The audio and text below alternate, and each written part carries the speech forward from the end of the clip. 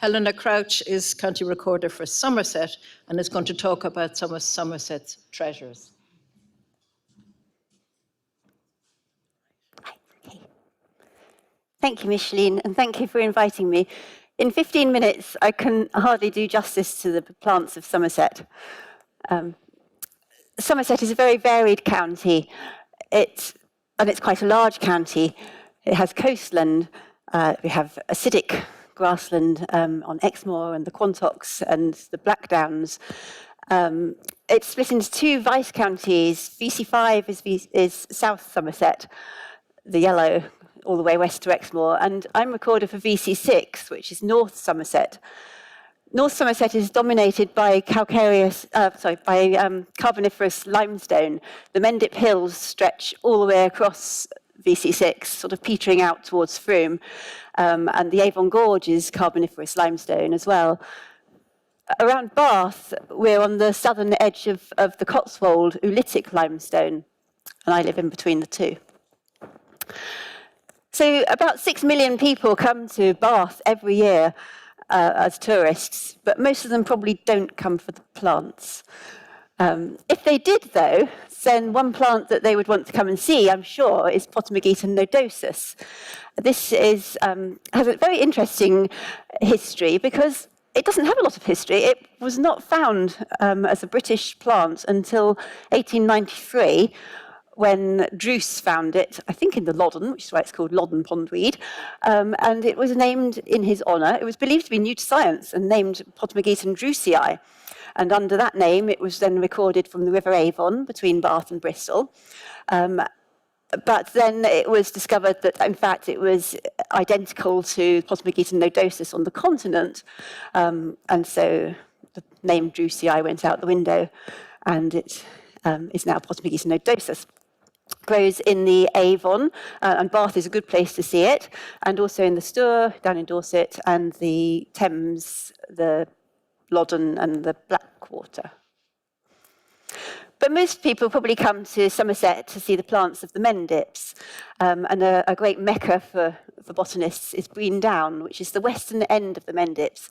It's a great big promontory that sticks out into the sea, the Severn Estuary. It's our coast, and presents a very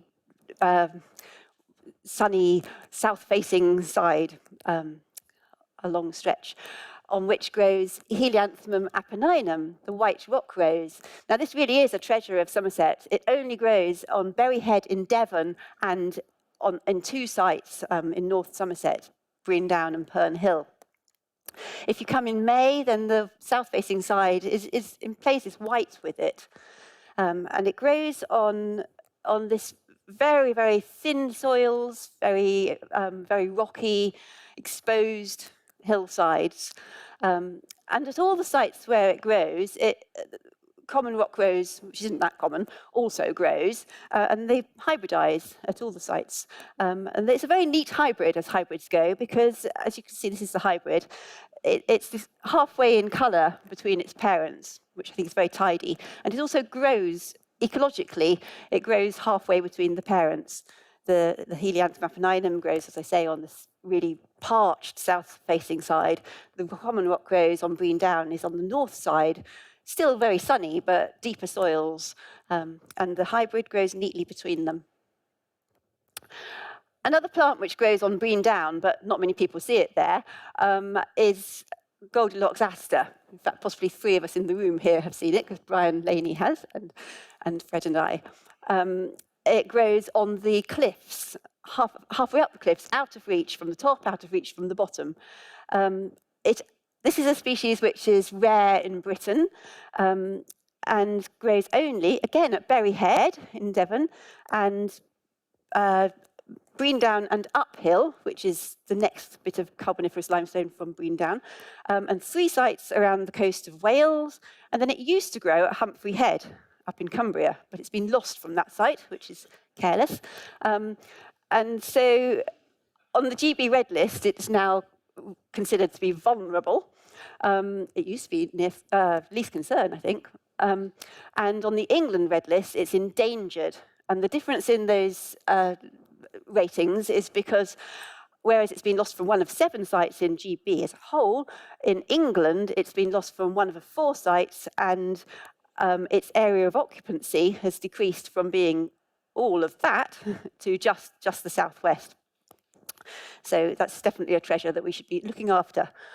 It's in SSI's at all its England sites. Another treasure on Brean Down, although this one, as you can see from this map, is more widespread in Somerset, is Calleria vallesiana, the Somerset hairgrass. Now, if you want to see this, you have to come to North Somerset because it doesn't grow anywhere else in England. And again, this has quite an interesting history because it was not known in the British flora until 1904, when George Claridge Druce, again, was looking through some dusty herbarium specimens, and he found a specimen of a grass that he didn't recognise, and it wasn't labelled.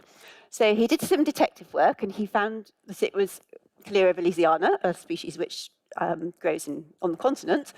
And then he found a label unattached in the box, and it said uphill. So he hot-footed it to Uphill, which is near Weston-super-Mare, and within 15 minutes of arriving at Uphill, he apparently had found Calleria vallesiana. It's since been found to occur all the way eastwards, as far as sort of Cross Plain and Crook Peak and Cross Plain. Also grows on Sand Point in quite abundance, although it wasn't even found there until, I think, the 1970s. And then this site here is Goblin Combe, which is an introduction where it's thriving on a rock outcrop. It was introduced in the 1950s, I think, and it's obviously likes that. It's distinguished from Calleria macrantha, crested hairgrass, which is more common, more widespread, by these amazing fibrous leaf bases where the leaves have died. They remain as these fibrous bases at the bottom. So old plants are quite distinctive, but we did find on the BSBI meeting on the Mendips that when you're looking at younger plants, it's actually very difficult to tell them apart. Oh, and they hybridize. So moving further eastwards along the Mendips, you have to come to Cheddar Gorge to see cheddar pink, which grows. Cheddar Gorge is in the middle here, and it's sort of on hillsides either side of Cheddar Gorge. And that's it. And again, this is a species which is at the northern edge of its range, northwest edge.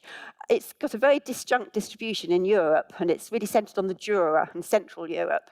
And here we're a northwest outlier. You'll see, though, that there are spots here and here. The red squares on my maps are pre-2000. There was an introductory site on Brean Down, right by the steps, and it didn't last very long there. But it was also introduced by the University of Bristol, I believe, in 1950s on Sand Point. And in fact, if anyone says, where can I see cheddar pink?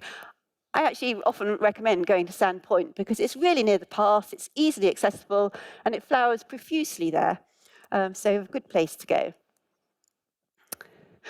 If you're in Cheddar Gorge, then, oh, that's better. Then another plant that you might see is cheddar bedstraw, Galium fluorotii. Now, this poor plant has oscillated between being sunk in Galium pumilum and elevated to a species of its own repeatedly. In Captain Rowe's flora in 1981, it was treated as Galium fluorotii, and then in Paulinian and Geraldine's more recent flora of Somerset, it was sunk into Galium plumulum. But DNA analysis has recently shown that it is distinct from the Galium pumilum in other parts of England, in Kent, and it is identical to Galium fluorotii, which otherwise only grows in France. So this is another plant which only grows in VC6 in North Somerset. The Mendips have, you may not know, have quite a few lead mining sites. And there are some species which are restricted to the Mendips because they are growing on lead mining sites, former lead mining sites, I should say. And Alpine pennycrest is one of these. Very pretty little crucifer, flowers in early spring. And you'll see from this map, this is the BSBI's distribution database map last week, that if you want to see it again, having seen it in Somerset, you need to go up to the Peak District or the Pennines or over to North Wales.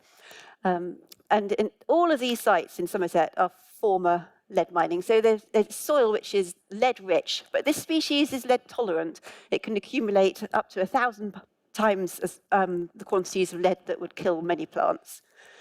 And another plant which, again, is restricted to lead mining sites is Sabulina verna, formerly Minuartia verna, spring sandwort. Really pretty when the sun's out, almost impossible to see if it's not. So this is a sort of site that it likes. This is a toxic, gravelly area that obviously is lead rich. This is a 1 metre square, so it's quite a big area. And all these little green spots are little clumps of Sabulina verna. This has a different subspecies which actually grows on the lizard. Colin very briefly showed its name. And of course, the lizard, as Colin explained, is serpentine and heavy metal rich as well. I can't quite leave Cheddar Gorge without mentioning white beams. And this is Libby Houston, who is here in the audience, our queen of white beams, demonstrating to us how to tell apart Sorbus eminentoides, which is one of the endemic species of Cheddar Gorge. There are 3 species which only grow in Cheddar Gorge, so you have to come to Cheddar to see them: Cheddarensis, eminentoides, and rupiculoides. Or there are also 4 species which only grow in the Avon Gorge, which is another great hotspot for sorbuses. In fact, I should say only 4 that only grow in the Avon Gorge that grow on the VC6 side. Avonensis, Liensis, Whiteiana, and Crosshoostiani, which is named after Libby. And this is it. Now, this is Sorbus whiteiana, named after James White, and the Avon Gorge. And we can't think about the Avon Gorge without thinking about Clive Lovett, our dear friend and neighbour who was recorder for Gloucestershire, who died so tragically early this year. And you'll have read his obituary in the SBI News. And as Sandy announced earlier, my co-recorder, Liz McDonnell, died very recently as well. I'm sorry. Her funeral was on Thursday. Between them, they've left a huge number of legacies of all different kinds, but one of those is all the botanical records that they've made between them, made together, made separately, made with different groups. And there are very many different really significant records that they've made. But perhaps my favourite is the copse bindweed that they found, Falopia dumatorum. They arrived at a recorders conference several years ago with a sandwich box with a specimen in it, saying, can this be copse bindweed? And everyone looked at it and it was agreed that it definitely was, because it was the first record for this species for Somerset for 180 years. They found it on a track outside Nailsea, which is a fairly prepossessing town. Sorry, I hope nobody's from Nailsea, in North Somerset. But it sits on the Bristol coal measures, so it's acidic. And on bracken, just swathes of bracken, nothing, doesn't look special at all.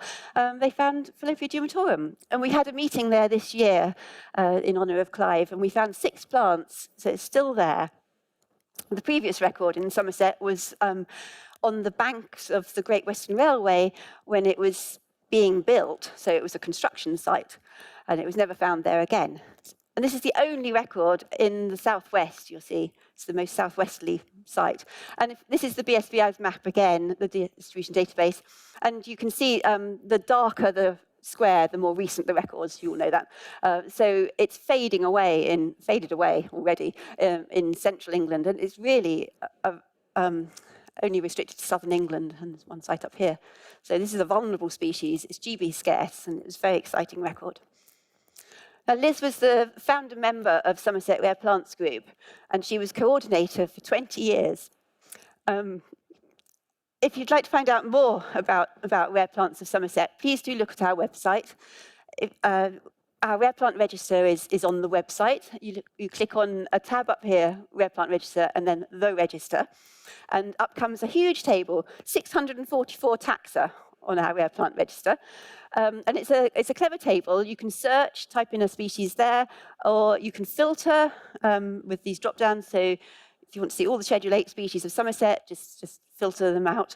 And any species which are highlighted, if you click on those, up comes a species report. Now, I've written, I think, 260 out of the 644 species, so there's a little way to go yet. Thank you very much. So please do come to Somerset. If you'd like to find out more about Somerset plants, look at Somerset Area Plants Group's website or email me. Thank you.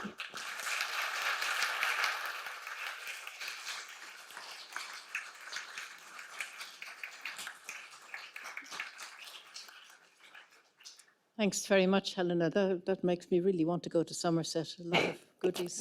Are there any questions? I just have one. I was just wondering about the management. Some of those look quite vulnerable sites, like the Minuartia. Presumably they're SSI, triple Yes. and are managed by grazing and whatever. Are any of them vulnerable in terms of management? Yeah, so the Minuartia grows, I think, entirely on SSSIs. Grazing is an issue. The site, that picture I showed was at Yoxter Ranges, and that's not grazed or hasn't been grazed because, although I think it is a bit now, but grazing on a lead-rich site isn't very popular with farmers. So Pretty Minories is another site, and that's not grazed at all. It's an SSI, but it has no management. The toxicity in the soil keeps the vegetation low at the moment, but of course all these sites is a post-industrial site. They all ameliorate over time, so gradually the lead will get washed through, and succession will occur unless they're managed. So yes, that is a big issue. Quite interested in the sorbus in and around the Somerset area. Is there anyone that I can contact to know more about them? Other than yourself, of course. Well, I'd say Libby, who's here. Where's Libby? There she is, right in the middle. We sometimes have sorbus walks. Somerset Area Plants Group sometimes do, and Bristol naturalists do. So really recommend coming on one of those if Libby's going to do one of those again. Yeah, or I can show you some in Cheddar Gorge, but Libby is the expert.